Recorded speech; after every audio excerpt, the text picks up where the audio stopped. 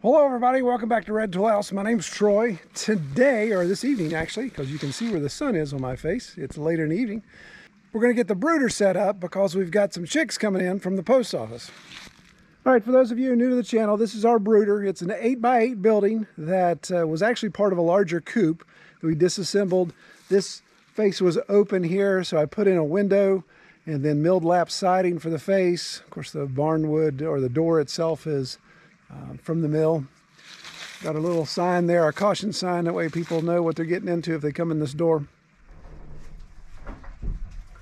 So interestingly enough, this is our second attempt at getting chicks for this spring.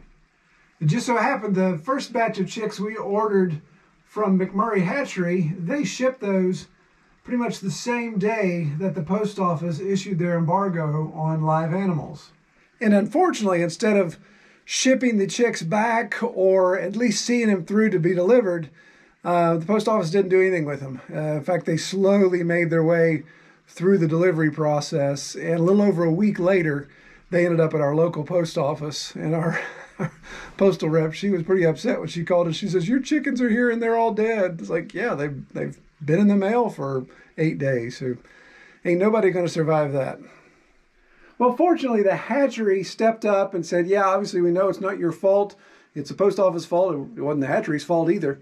But they went ahead and replaced all the chicks. And so a replacement order is, we got the notification today that it's on its way, and it usually takes 1 to 2 days. So I want to make sure I've got brooder all put together, ready to go and test. I'm actually going to use a new chicken heater, chicken brooder, chick warmer, if you will, instead of just the red lights. And we'll see how that goes. So stick around, we'll set this up and test it out. Okay, so I swept up some of the floor there, got it cleaned up.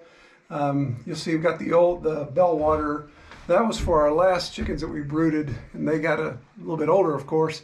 You can drink from that. We're not going to start with chicks on the bell water, so I got to take that out. It's interesting, I built this brooder specifically for Cornish cross. And so this little knee wall here that's about up to my knee, yeah, a little under 3 feet. Worked fine for keeping the Cornish cross on this side, and the other side of the knee wall was where I could have supplies stored and keep them dry and all that. Well, when I introduced our last egg layers, however, for some reason I forget that when they're about 3 weeks old or even 2 weeks old, the little suckers are starting to get airborne. So they would fly up on my hangers for my heat light, hangers for the bell water, even the knee wall. And that's where they were roosting. So this time, of course, I'll put my poultry netting over the top there to keep them from coming up and roosting on everything and pooping up stuff. And since we just have a basic plywood floor underneath where all the chicken poop is going to land, I like to spread out some cardboard here to help mitigate a little bit of that.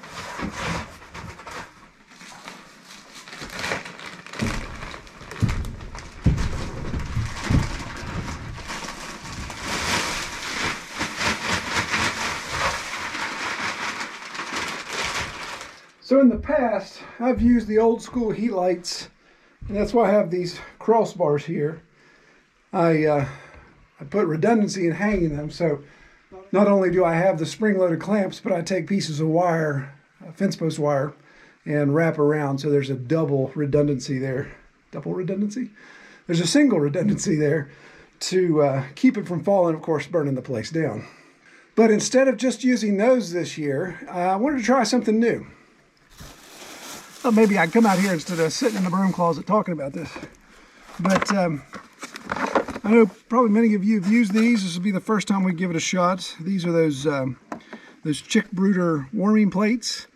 It's still electric, so it heats up this pan. The chicks hide underneath it, and they can hang out there.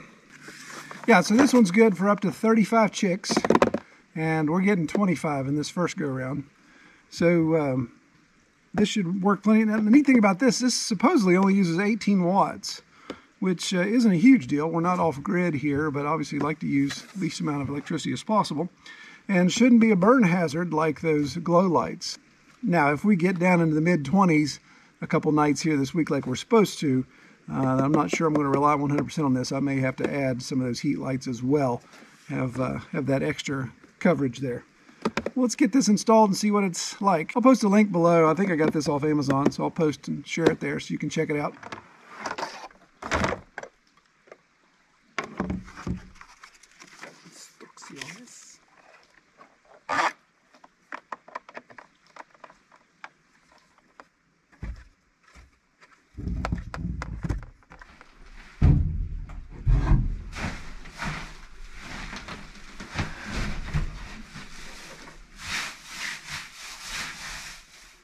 So interestingly enough, the instructions say that you're not to let the temperature, the room temperature, get below 50 degrees, even with this thing on, which is obviously going to be an issue here since we have, this isn't a heated brooder. In fact, it's open.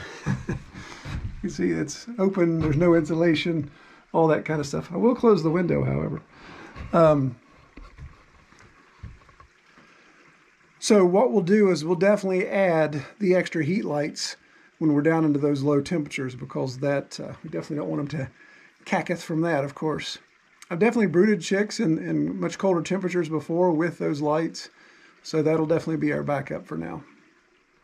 All right, so I doubled down. I don't like the idea of those chicks dying on my watch because of something simple as not keeping them warm enough. So got the riser plugged in. It's coming up to temperature. Got 2 heat lights on here, just testing. Right now, ambient temperature is about 50 degrees Fahrenheit. So it's a little chilly.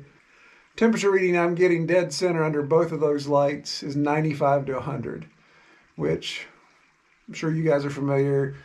You know, you want to be in the mid 90s. And the chickens, if they get too hot, they'll start to do the donut. That's what I always look for, is the donut of chicks laying around the light. If they're all huddled real close together right into the dead center, it's not warm enough. And of course, if they're all out running around, then it's too warm. But if you get that donut with a small hole in the middle, that means your light's doing great and they've been able to self-regulate there. Well, with no chickens, I'm obviously not going to waste the electricity, so I'm going to unplug the lights. Still going to leave that plate plugged in and, like I said, test it in the morning and see what it's like. Guys, comment below if you've used these before and let me know what temperatures you've used them in. If you've had them in a structure that doesn't have any central heat, and you've had them in freezing temperatures or just above freezing temperatures. Curious to see how you guys use it. So fast forward 4 days since we got our tracking number from McMurray that the chicks have shipped.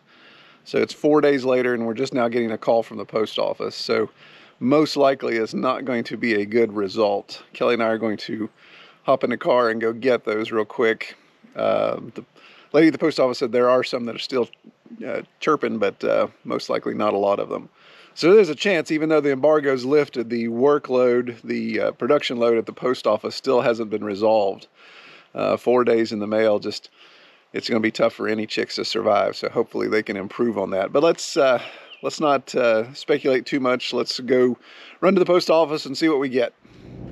Went back and looked at the detailed tracking information. So on Wednesday at noon is when the post office first received the shipment in Iowa from McMurray. So that's when they dropped it off, or they received it. So that's when the clock started running, was Wednesday at noon. So here it's Saturday at 10 a.m. and we just got the call from the post office. So that is a Wednesday, Thursday, Friday. Yeah, that's almost a full 4 days, which post office said priority mail is going to be 3 to 4 days, is what they've stated on their website. But that live animals, supposedly, according to McMurray, would be expedited for 3. So the 3 out of 4 days for priority, they'd make live animals 3, but that didn't happen in this situation. So sad. So we're just gonna have to get back to McMurray and let them know what's going on. Yeah. My concern is obviously this is due to the workload of the post office from COVID. So this may push back ordering chicks for a couple months, and we get into our broiler season and all that. That's definitely going to be an issue. Yeah. But hopefully we ordered what, 25? 25 in this batch, yes. Yeah. So hopefully we'll get some out of 25. We'll get them back. And instead of putting them straight in the brooder down in the valley, we're going to bring them up to the house and that way they don't have to come in contact at all with any of the cold air, because currently it's 36 degrees right now. Even if I had the brooder heated up, then they're going to be exposed a little bit more. So we're going to get them in the house, try to get them warm, get water and food in them immediately. Put your mask. Mask.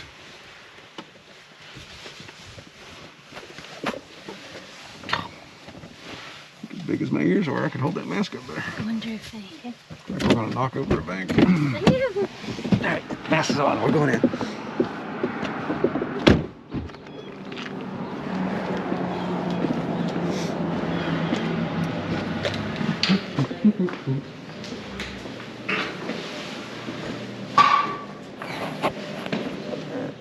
One little guy, we kind of rolled him over.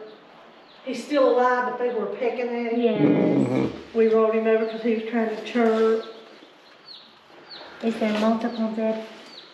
Huh? Are there multiple ones that are dead, or is it just the one that's... Probably like maybe 6. Oh. Now that one little guy, if you can feed him something, he might snap out of it. Yeah, we're gonna try to get them going in the house. It's just been too long in the mail. I know. Yeah. It breaks my heart. I'll go home to whoever. I did the last one. Oh, Oh. Jesus. Thanks, Ruth. Thank you, Ruth. Have a good day. You too.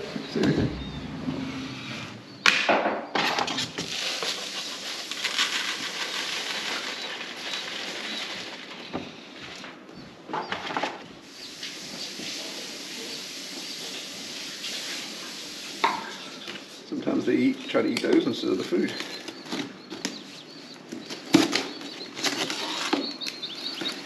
Do you want me filming you at all? There's a lot of flat Stanleys in there. Yeah, if you got your camera.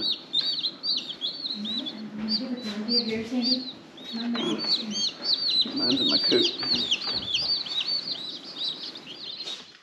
All right, it looks like 10 didn't make it. 10 DOA in the box. Maybe 11th. There's one not doing so well there. Kelly's working on some electrolytes. She's going to make some electrolyte solutions so we can put it in her water and hopefully supercharge them, get them going. Some are moving around quite well, drinking and eating the feed already. So I think they're going to be doing all right.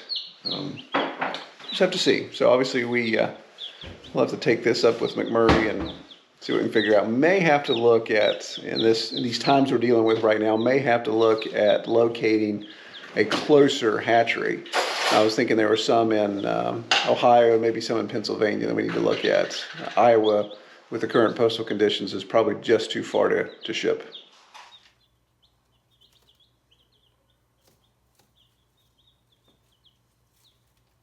Open your eyes. Don't go towards the light. He's like, put me back to the light. The light's hotter. Open your eyes, Shelby.